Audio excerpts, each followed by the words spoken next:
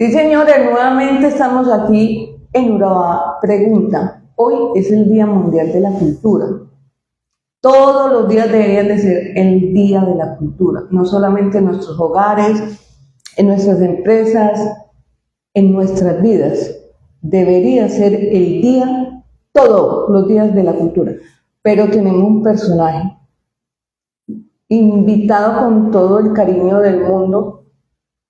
Fue mi profesor hace muchos años y le guardo, digamos, esa empatía del conocimiento que él de una manera me dio. Hoy lo tengo invitado como yo no sé, como docente, como cultor, pero sí como algo muy especial, como escritor. Tiene temas maravillosos para compartir con nosotros. Andrés Jiménez es uno de esos personajes que uno ve en el caminar de su vida y que ojalá uno se encuentre mucha gente caminando en la vida de uno. Andrés, muchas gracias por estar aquí y nos va a presentar un libro maravilloso que ya tiene hasta libro. Tiene una historia y yo le doy la bienvenida, Andrés. Muchas gracias por estar aquí y estar aquí en Urabá.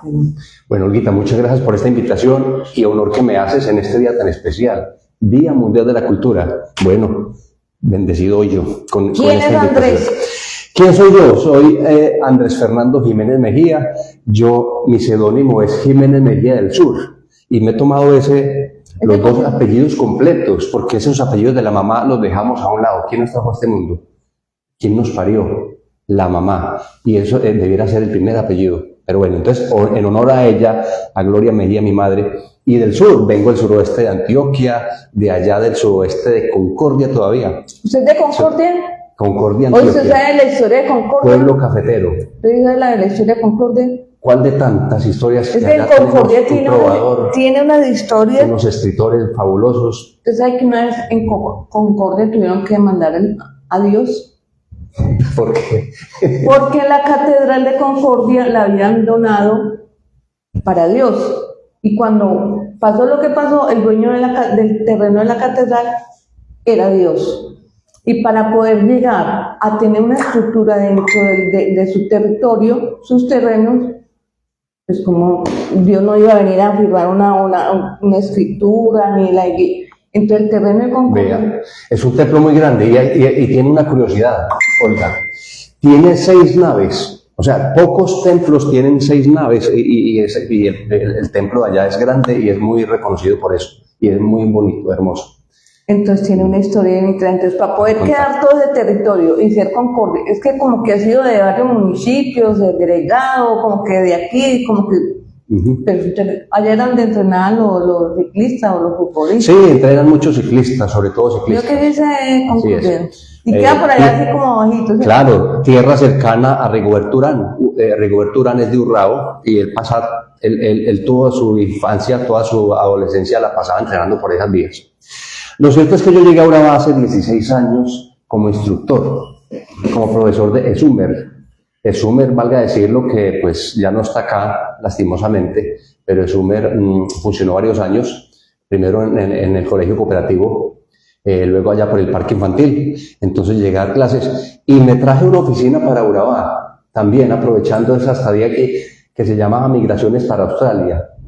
Migraciones para Australia. Sí, pues Edu Consultant Service era así se llamaba la oficina. Y en inglés, en esa época en que nadie hablaba en inglés, supuestamente nadie sabía que venía el mundo de los puertos, la esquina de América. Un poquito más o menos, hace 16 años sí teníamos una misión en Antioquia, convertir a Urabá como la mejor esquina de América, pero entonces... Despacio que tenemos tiempo. Faltaban buenas cosas, entonces primero prepararnos para ser la mejor esquina de América. No solo con puertos, lo acabas de decir, con el idioma inglés, tan importante eso.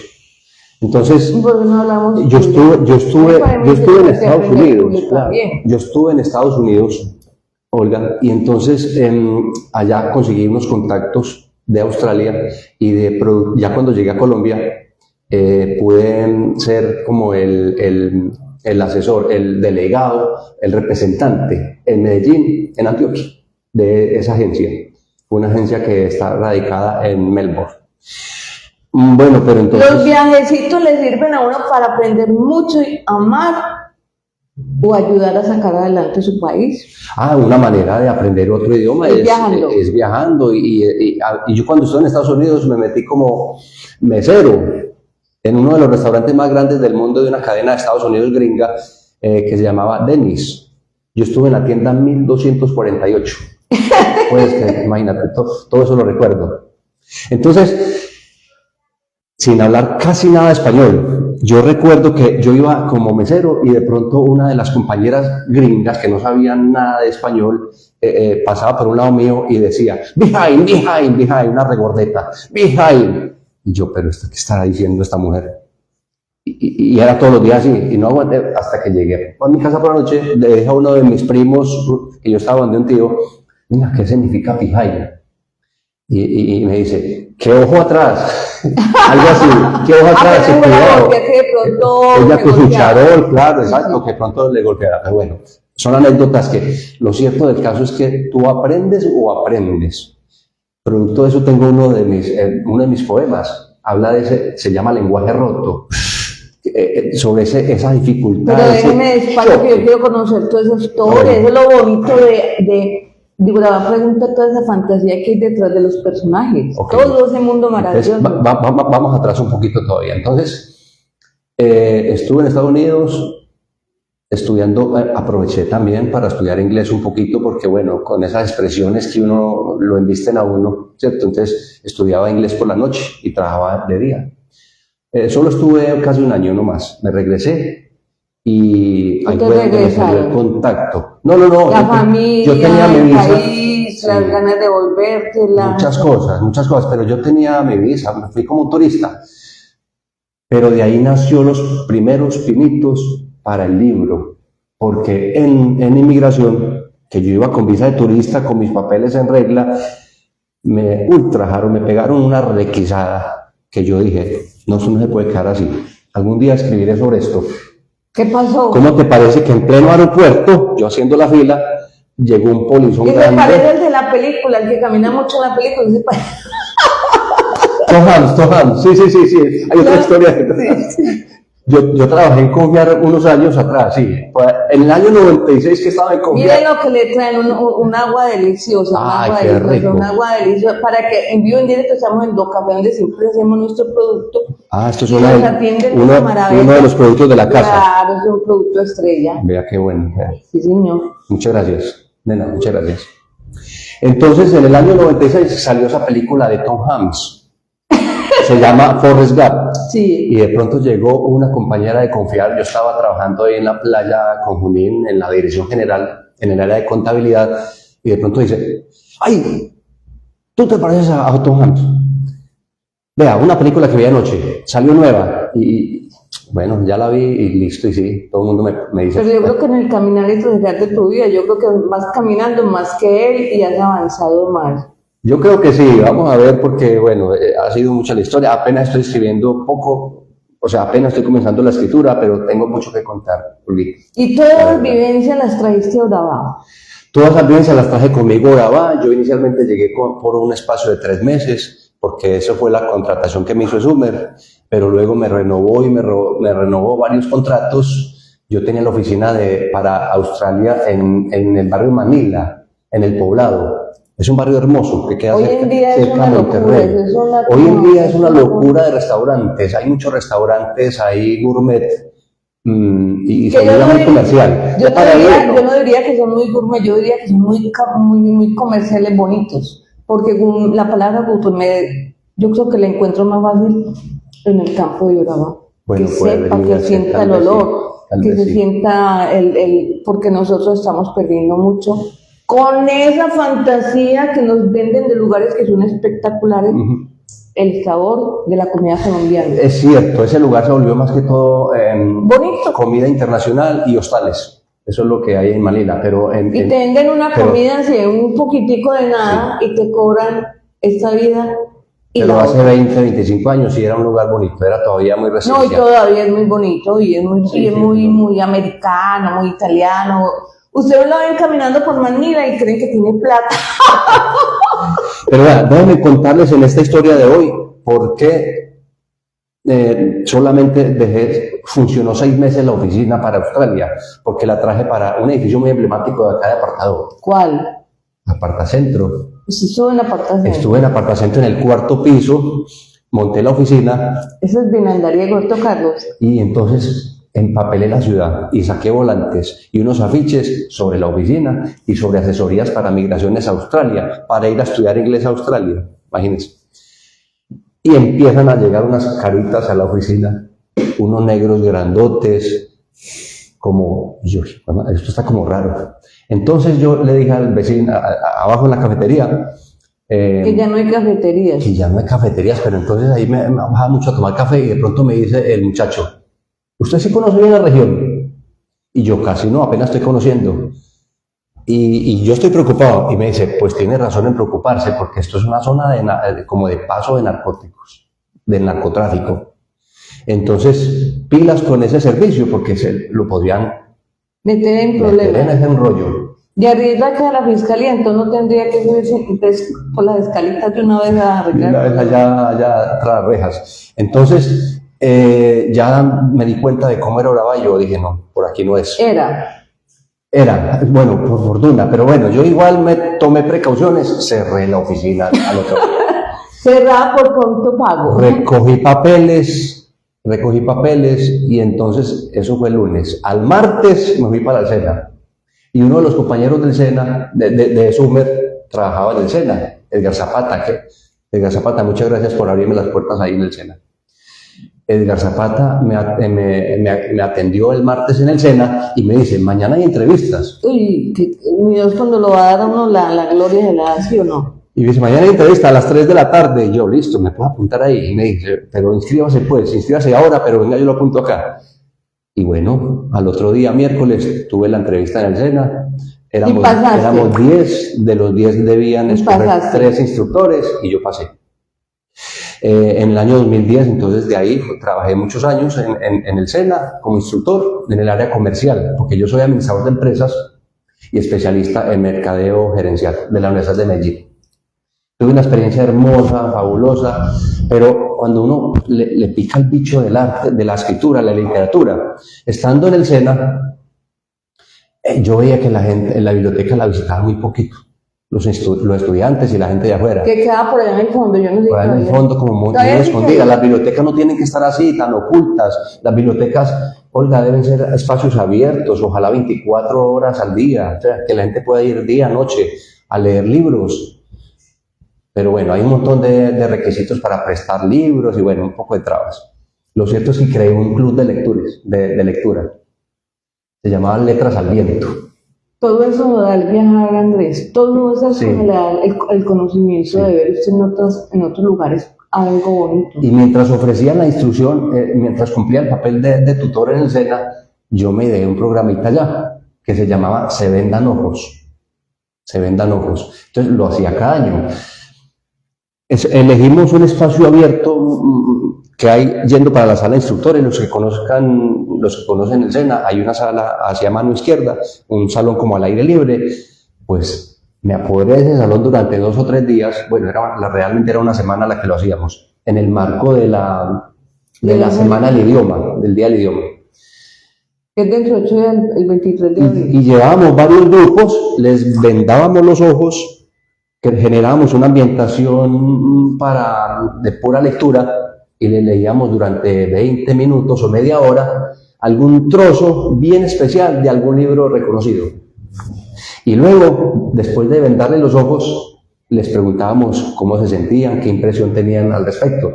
Y salían unos conceptos tan bonitos. La gente, como muchos estudiantes decían, aprendices, decían que nunca habían leído o que solo habían leído la Biblia, que gracias por ese programa, que iban a leer más.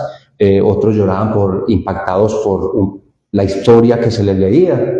Se metían de lleno en eso, porque es que la literatura, la lectura es un viaje. Cuando uno se concentra, es otro mundo, y si uno se concentra, realmente se mete hacia otro mundo y eso es fabuloso. Y uno no quisiera salir de ahí cuando uno le coge amor a la lectura. Hay libros que te marcan la vida y quizás también la muerte. ¿Por qué razón? Porque te llenan tanto espiritualmente que De ahí para allá no hay más nada. Y te da toda la tranquilidad para poder irte en paz. Pero no vamos a hablar de eso, vamos a hablar de un poema que hay por ahí que yo hace rato quiero escucharlo y que ojalá los ciudadanos que están aquí acompañándonos en Urabá Pregunta disfruten el estar aquí. Es que este producto, Andrés, nace de la desinformación, la falta de acercarse al ciudadano para entender quiénes somos nosotros en Urabá, qué es lo que queremos de Urabá, pero a abrirlo de esta manera donde la gente dice, pero yo no sabía que yo escribía, pero yo no sabía, y de la mayoría de la gente que se sienta en esa silla, el mundo dice, yo no sabía. Yo creo que ese programa debería llamarse Yo no sabía. Y los invitamos y nos salen con unas cosas que nosotros todavía decimos, gracias a Urabá Pregunta, gracias a Ducafé y gracias a ustedes por seguirnos cada miércoles. Esto lo definimos nosotros los miércoles porque el lunes es día de fiesta muchas veces. El martes la gente está arreglando la oficina. El miércoles ahí se pronto un poquito de tiempo. El jueves se van para Medellín. El viernes están en Medellín. Entonces el tiempo de nosotros en Urabá se reduce mucho con tanto ingrediente, tanto conocimiento. Entonces aquí hay que traer a la gente, buscarla, sentarla y decirle que nos lea un poema. Imagínate, pues. Bueno, Olguita, resulta que en Urabá vivimos un fenómeno, unos acontecimientos muy tristes hace 5, 6, 7 años, y fue el tema de las migraciones. Cuando ocurrió lo de las migraciones, claro, ese fenómeno me transportó a mi vida cuando estuve en Estados Unidos. Entonces revivió en mí las ganas de seguir escribiendo. Ya tenía por allá oculto dentro de mi diario toda esa mala experiencia. Y ahora entonces, hablando con los migrantes, familias enteras yendo al norte, les recogí, toda esa historia la recogí, les tomé nota, hice unos diarios con todas esas conversaciones y entonces después en la noche llegaba a mi casa y los fui volviendo poesía. Que te robe eso, que no, me llena de alegría saber que hay algo tan bonito. Porque una de las inquietudes que yo tenía como persona era que no sabía si había alguien que había escrito de una forma así más artístico o música. Porque la persona que me enseñó a mí, a ver, yo me doy cuenta del problema de migración en Necoclí por accidente. Mi hija después trabaja por accidente. Y conozco el fenómeno y comencé a hablar con Carlos Arturo, finado Carlos Arturo, un periodista, y yo le dije, mira, ya está sucediendo una cosa, y como Carlos Arturo tenía ese espíritu de periodista, digamos, de la época de cambio, de esta semana, entonces se metió en el cuento y él comenzó a hacer una gran labor. Hicieron una película, ellos se ganan un premio nacional de periodismo, pero Carlos murió. Carlos murió, yo creo que con tanta pasión que él desarrolló, él se fue, vino, peleó. Yo no sé hasta dónde llegarían denuncias porque no había que hacerle idea, eso el proceso cambió, pero yo creo que toda la emoción que él vivió fue el que se lo llevó y vivió con mucha pasión y vamos a leer ese libro. Perfecto, entonces voy a compartirles un primer texto sobre lo que más me impactó en Estados Unidos. Estados Unidos creen que América solo es ellos. Ellos creen que solo es un país. La mayoría del mundo cree que es verdad. Y la mayoría, bueno, y del mundo, y ellos ni se diga. Entonces, eso me impactó tanto que se llama América no es un país. Luego voy a leer una historia de las que me contaron aquí. Pero es que primero es separar todos los ciudadanos que creen en esta historia maravillosa de ese poema, que es increíble que usted lo esté leyendo. Muy bien, entonces se llama así: América no es un país, no es un muro, ni una bandera bordada de estrellas que se ondea en los balcones. América es un cuerpo, un espinazo de cordilleras, una lengua partida en 1000 acentos. Es un rezo en nahuatl, un tambor que habla yoruba, una palabra en mapuche, un susurro en guaraní. Es la piel de todos, güeros, indios, mestizos, los de negro azabache, los de piel azul, los que ríen en español, en inglés, en portugués o en creolé, los que no olvidan el quechua, el zapoteco, el emberá o el aymara. América late en los pies de quien camina, en la lengua que resiste, en la abuela que no olvida. Es piel quebrada por el sol, clara como sal, oscura como raíz, mezcla de siglos y cicatrices, espejo donde caben todos los colores. No somos uno, somos un cuerpo hecho de lenguas que resisten sin traducirse. Somos más de 30 latidos bajo el mismo pecho, una semilla que no reconoce dueño. Aunque se pongan muros, cercos, visas, aduanas, América es un relámpago sin frontera, un continente que no se deja desmembrar. Esa es América. Eso es América. América, somos más de 30 países y yo le he dicho mucho a mi gente con la que converso, que si yo tuviera, primero, fuera presidente de este país, yo quitaba el tema de los departamentos. Es un solo país. Entonces, ¿para qué poner fronteras? ¿No? ¿Para qué poner fronteras? ¿Para qué marcarnos con fronteras y visas y poner cercos? Eso se ve muy feo. Y se ve muy degradante, muy triste ese muro que tiene Estados Unidos ahí en la frontera con México. Impresionante.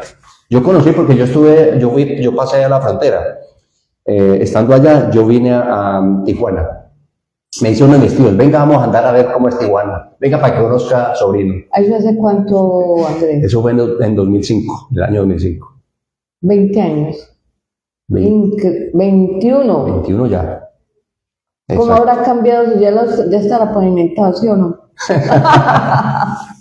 Sí, correcto. Bueno, y entonces les comparto con otro, y es una historia de una familia que vi allí en Turbo, y llevaban una mascota, un perrito. Y a mí me impresionó, y yo dije, ¿también va el perrito? Es que sí, ese es de nosotros. Y ustedes sí, les pregunté, ¿y ustedes sí creen que van a llegar con ese perro a Estados Unidos? Se llamaba Toby. Entonces, escuchen lo que le pasó a Toby. A perros quedaron botados yo creo que hay muchos perros, incluso hasta de buena raza, como dicen en la tierra, hasta Sí. de buena raza. Así es. Entonces se llama Toby, página 64 de este libro, que entre otras cosas les recomiendo este libro, está en Tinto y Tinta, también está acá, está en la librería, ¿cómo se llama esa librería que hay por los Ibáñez?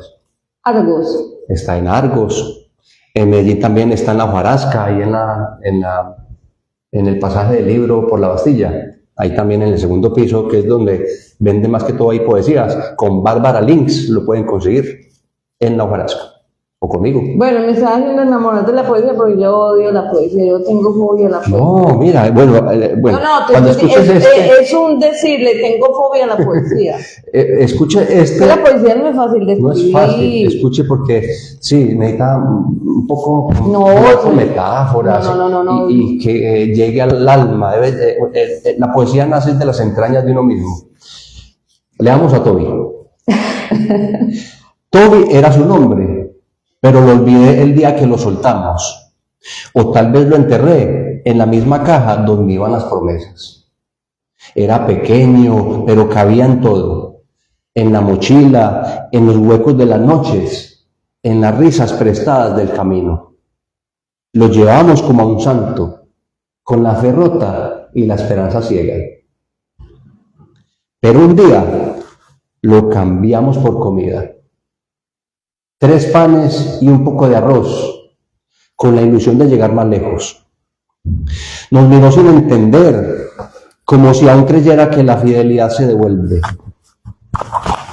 Yo también me senté en el suelo ese día. Solo lo vi irse, como quien ve alejarse el último aliento. Después, en cada estación, esperé oír sus ladridos, su respiración agitada, su cola golpeando el suelo como un tambor. Pero nunca más volvió. Desde entonces, no volví a pronunciar su nombre. A veces, en las noches, cuando el viento ladra en los pasillos, siento que viene a buscarme.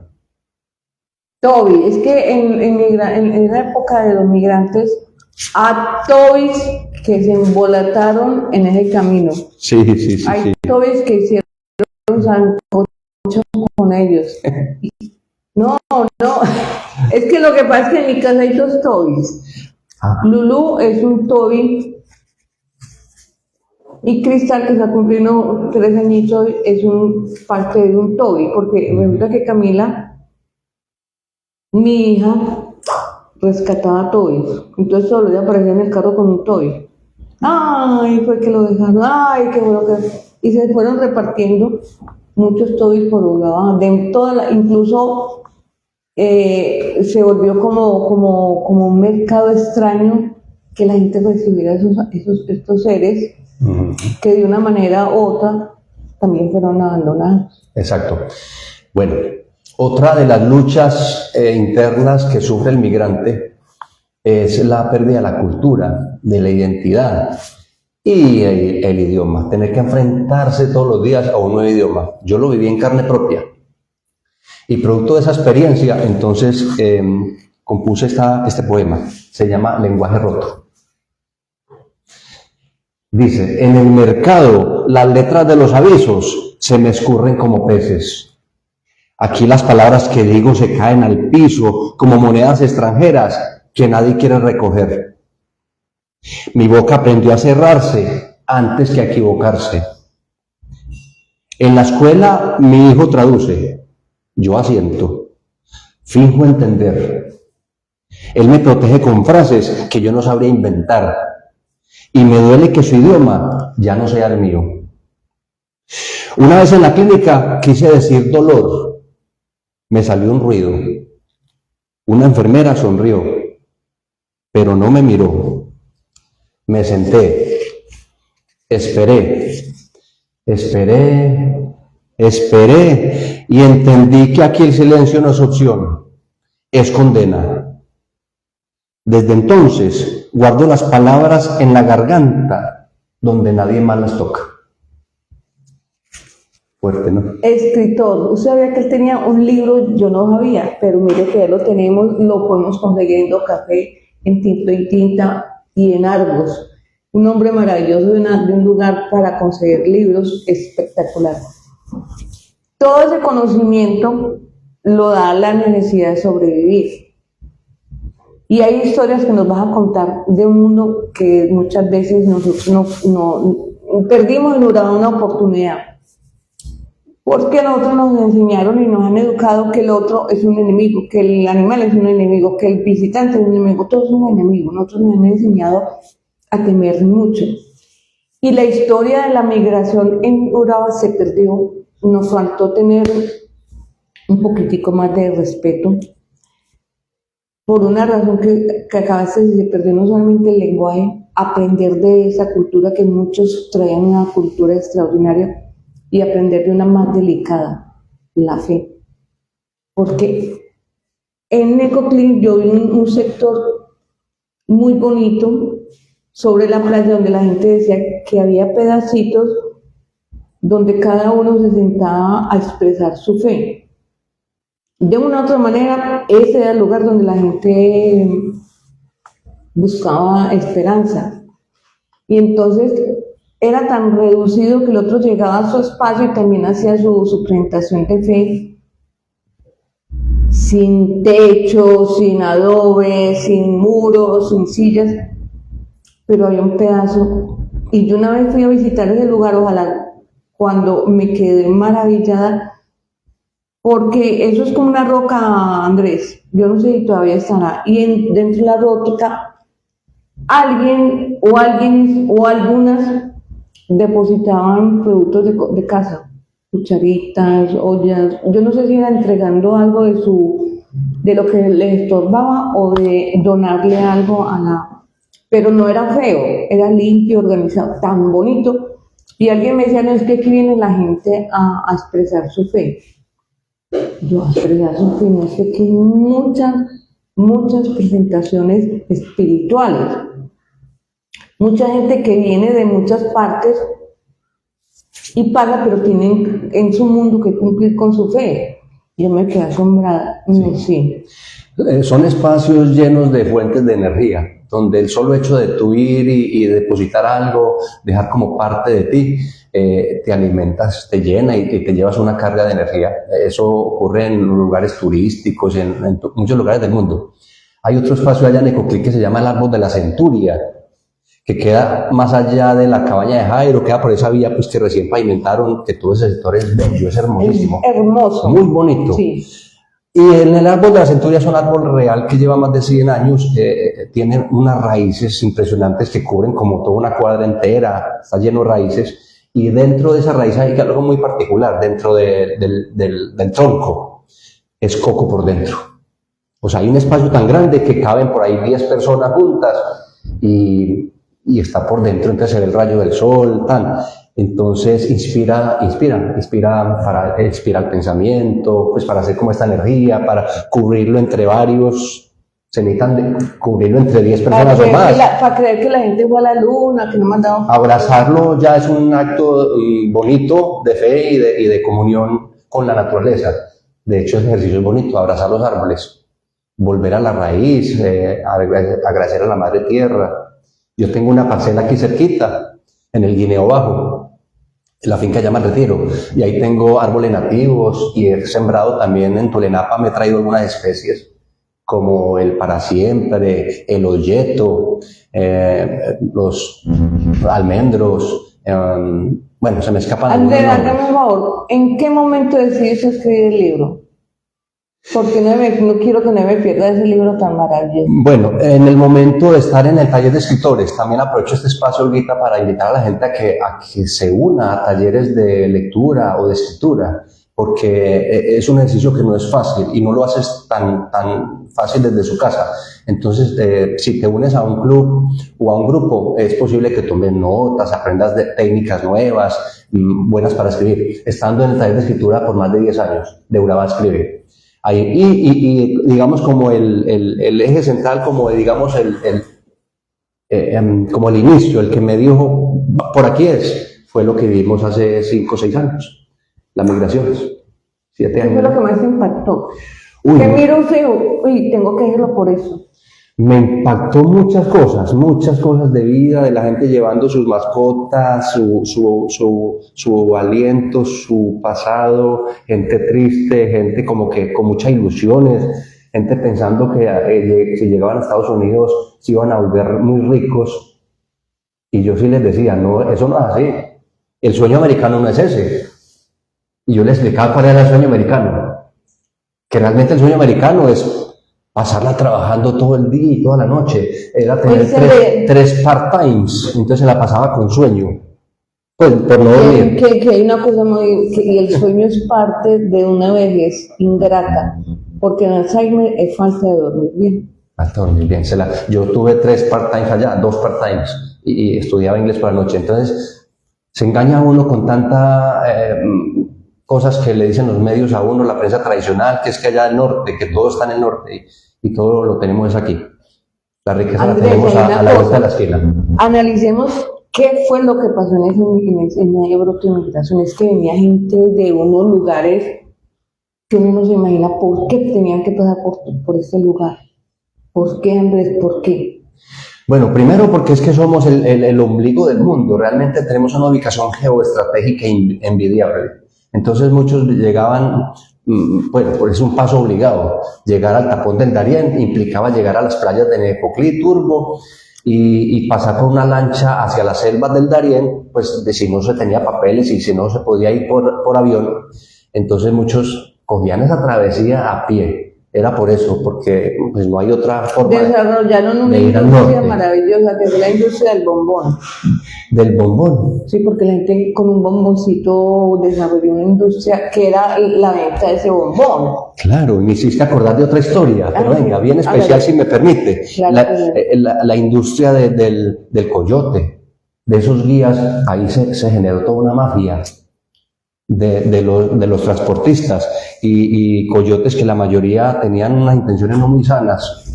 Y hubo unas historias bravas, hay de todo. En eso violaciones, robos. Sí, todo. Entonces el coyote ve eso como una oportunidad para conseguir plata, pero me impresionó mucho uno de tantos, un coyote bueno.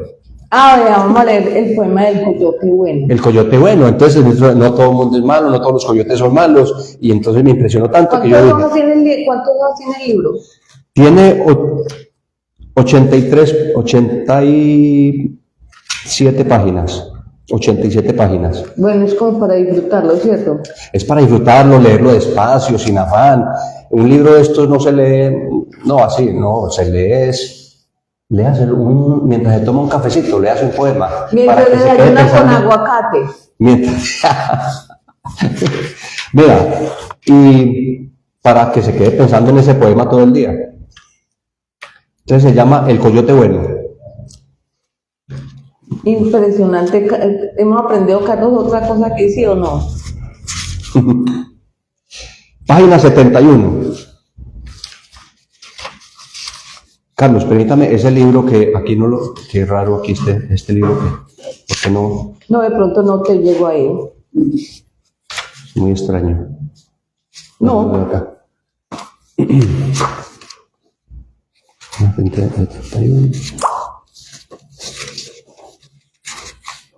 Listo, El Coyote Bueno. Qué raro este libro, vea. Me di cuenta de ahí de una alteración de la editora. El Coyote Bueno. Dice, no me preguntó quién era, solo miró mis zapatos y me dijo, si das un paso más, no vuelves. Si no lo das, no llegas. Tenía los ojos como la tierra y la piel del mismo color de la noche. Caminaba sin dejar huella, conocía el idioma del desierto. Hablaba poco, como si el silencio también fuera parte del trato. Sabía dónde beber sin morir, dónde dormir sin ser devorado, dónde cruzar sin que los ojos del cielo cayeran como piedras. No era santo, pero un día me cubrió con su cuerpo cuando pasaba la patrulla. Otra vez me dio su pan cuando mi estómago sonaba más fuerte que mis pasos. Yo quería preguntarle por qué lo hacía, por qué no me vendía, por qué no me robaba, por qué no me dejaba. Pero él solo alzó la mano, señaló una luz entre los árboles y me dijo, ahí termina el miedo. Y entonces se fue, como si su trabajo fuera llevarnos solo hasta el borde del milagro. Nunca supe su nombre, ni si aún anda guiando otros sueños. Pero cada vez que amanezco con los pies en esta nueva tierra, le doy las gracias en silencio al que, conociendo la sombra, eligió ser faro. Esa es la historia del coyote. Bueno, yo soy como que me leo el libro y a ustedes los voy invitando a que lo lean el libro. Es increíble que una historia como en la migración en Urabá se convierta en poesía. Yo no sabía eso. Pero ¿de dónde sale la idea de convertirlo en poesía? Porque me ha gustado mucho, me ha gustado la poesía. Yo de joven, mientras estaba en el seminario, yo estuve en el seminario. Bueno, contanos por la historia, ¿qué no has hecho? Yo hice 2 años de filosofía. Estudié en su tierra, señor camarógrafo, en Jericó, en el seminario menor San Juan Eduardo de Jericó. Pero de ahí pasé la ceja, Olguita, hice 2 años de filosofía. Pero no, yo estaba muy pipiolo y yo ya no quería estar más allá y le dije al guía espiritual, un padrecito, padre Darío Monsalve, yo, padre, me voy del seminario, no quiero estar más, ahí me gusta la plata. Así le dije. ¿Y sabes qué me dijo? Me dijo, ve, hagamos una cosa. No, déjame, yo lo pienso, espere, mañana hablamos. Y al otro día me llamó allá a la oficina y me dice, hagamos una cosa, ya en 15 días salen a vacaciones, quédese trabajando aquí unos días. Si le gusta la plata, pues piensa bien, medita, ya estando solo, de pronto evalúa si este es lo suyo, y me dio ese chance. Me quedé trabajando en construcción en el mismo seminario, haciendo 2 salones, ahí con trabajadores, y yo cargué la carreta y mezclé la arena con el cemento y todo eso. A los 20 días más o menos que estuve, me dice, listo, pase por el pago.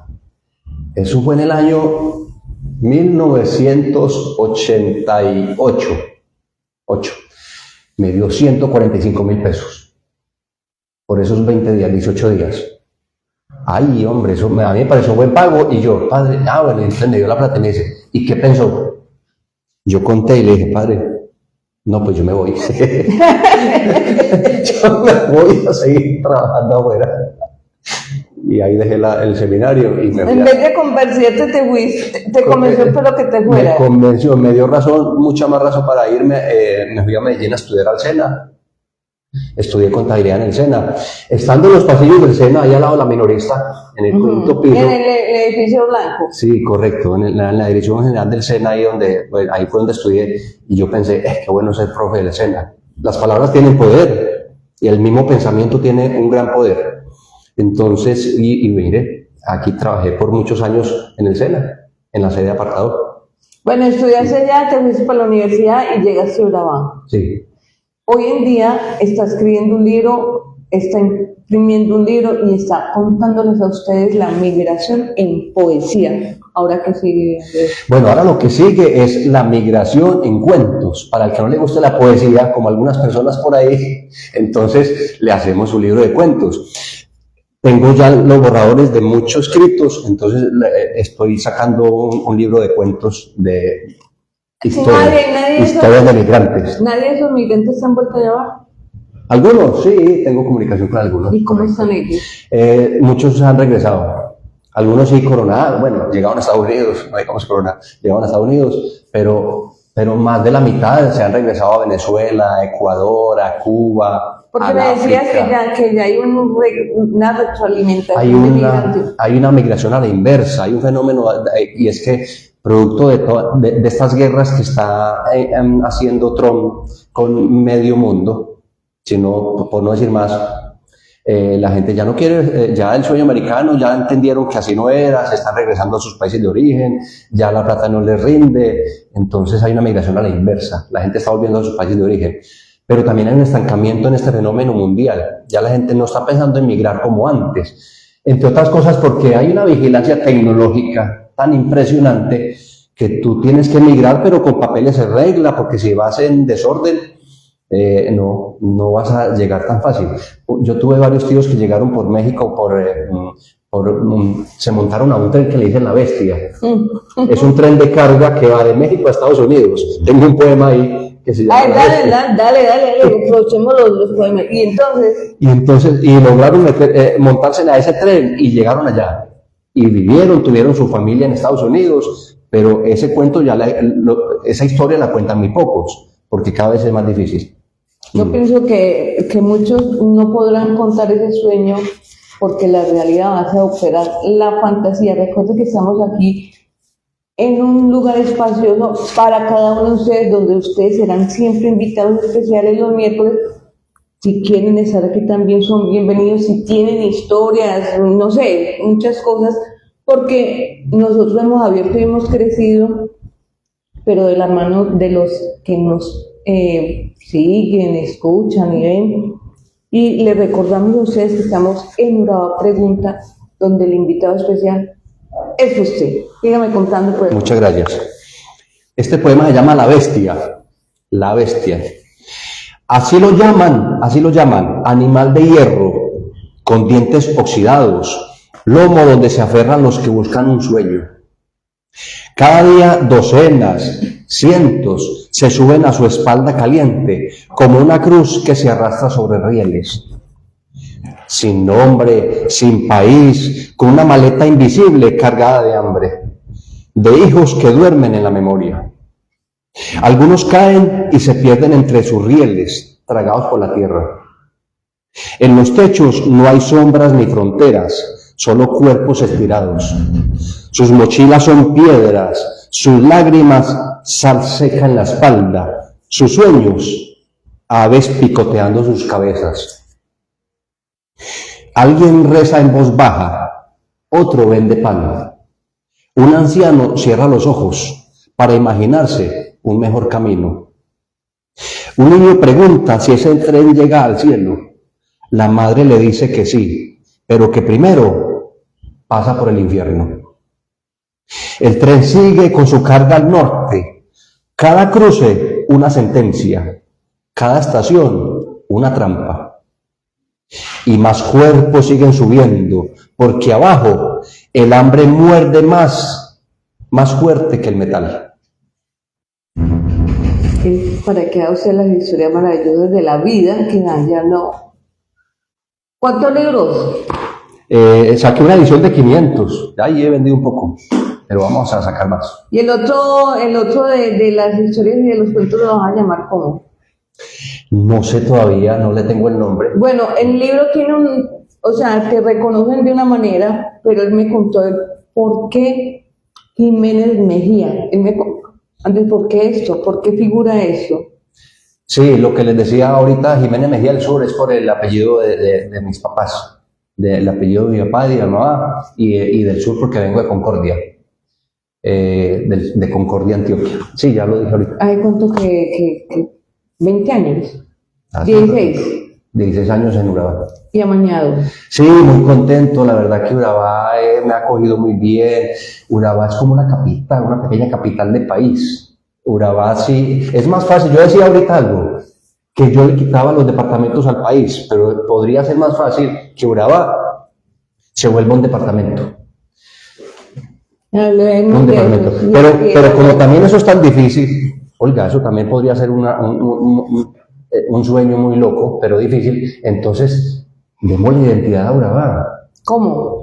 Hay que darle entonces hay que crear un plato típico de la región, hay que resaltar el deporte de Urabá, que hay deportistas de talla mundial excelentes, está surgiendo una camada de escritores, de grandes escritores. Tenemos que darle visibilidad a Urabá dentro de todo el contexto no solo nacional sino internacional. Entonces, Urabá tenemos como poner un senador, mínimo un senador, un representante de la Cámara, varios diputados, pero si nos unimos. Estamos trabajando muy aisladitos cada quien. Acuérdate que son 11 municipios que nos representan con todas las características propias, pero no hay algo que no nos deja como tomar esa iniciativa. Es más, en los mismos municipios yo no veo que la gente sepa ni cómo es el color de la bandera. Sí, es precisamente la falta de conocer esa identidad. Imagínate un que... Un traje típico que nos una. Sí, correcto. Pero hay una cosa que sí nos une. ¿Quién es de Urabá? Y usted no ha nacido en Urabá, pero es de Urabá. ¿Usted no le ha pasado eso? Claro, es que mire, somos aquí una población casi de muchos migrantes. No somos migrantes. No, dicho, es que somos migrantes por naturaleza, somos nómadas. Migramos. Usted cuando va al aeropuerto dicen, ¿quién viene de Urabá? ¿Usted qué siente? ¡Yo! Ah, no, mucha alegría. Todo el mundo mira, pues de Urabá y comienzan a mirar y a hablar como, y a escanearte todo para arriba y para abajo. Porque nosotros los de Urabá... Yo me sueño con una Urabá distinta, no estigmatizada, no marcada por la violencia, que dejemos atrás esas masacres de la Chinita y otras cosas de las que se habla, y no veamos a San José apartado como un lugar caliente, allá inaccesible. No, Urabá tiene que ser visto con otros ojos, por lo que es riqueza natural, exuberante, el mar una belleza, tenemos riquezas en el Golfo. El paisaje de San José y todo lo que producen en alimentos es de absoluto maravilla. Ese río que nos cubre a nosotros, ese aire, hasta todo. Un saludo muy especial a todos los ciudadanos que están por allá construyendo país, que están cuidando nuestro entorno, porque Andrés, yo tengo una pelea espiritual muy grande y es el respeto por el aire de Urabá, por el paisaje y por el agua. Esas tres bobadas. Y el agua, es que una de las mayores riquezas que tenemos es el agua. Y si no, mire Mutatá con tantos ríos que tiene, Chigorodó, tenemos que cuidar lo más preciado que es el agua. Andrés, ¿cómo se sintió? Muy bien. ¿Nos va a contar algo más? No, invitarlos, sí, muchas cosas, pero bueno, aquí termina el programa, nos seguimos viendo en otra sección quizás, pero invitarlos a que sigan este canal, este espacio tan bonito que tiene Olguita, hermoso. Urabá pregunta, ¿cuántas, no nos quedemos con esos interrogantes en la cabeza por allá? No, preguntemos, y es lo que estás haciendo, abriendo conciencias, bonito eso. Muchas gracias. Esto nace de los amigos, uno habla de un candidato, otro habla de otro candidato, aquí se ha hecho unas cartas de invitación a todos los candidatos de los 14 procesos que en Colombia han dado respuesta solamente uno, vendrán otros y aquí estarán las puertas abiertas, diríamos, para que nos cuenten sobre algo muy importante, cómo vamos a sacar adelante este país. el próximo gobierno, sea el que sea, que nos va a rodear a nosotros en las próximas elecciones a las alcaldías y a las asambleas, y que nos va a rodear a nosotros en algo que comienza mañana, Andrés, y es el proceso de la Junta de Acción Comunal que se Sí. Yo quiero hablar de eso, si me y permite. puede hablarlo, pero sin hacerme que No. me vayan a cerrar el canal. No, para nada. Yo quiero decirle a todos los que te ven, los que nos ven, por favor, apoyemos la Junta de Acción Comunal. Es que la primera institucionalidad que hay cerca a mi casa, en la cuadra o en la vereda, es la Junta de Acción Comunal. Y las que dejamos a un lado, nunca participamos, no nos inscribimos en sus libros. No, sea parte activa de la Junta de Acción Comunal, porque esa institución es la primera que te va a dar soluciones. Te va a solucionar el agua, la energía, el problema de las basuras, te va a calmar muchas veces seguramente el hambre.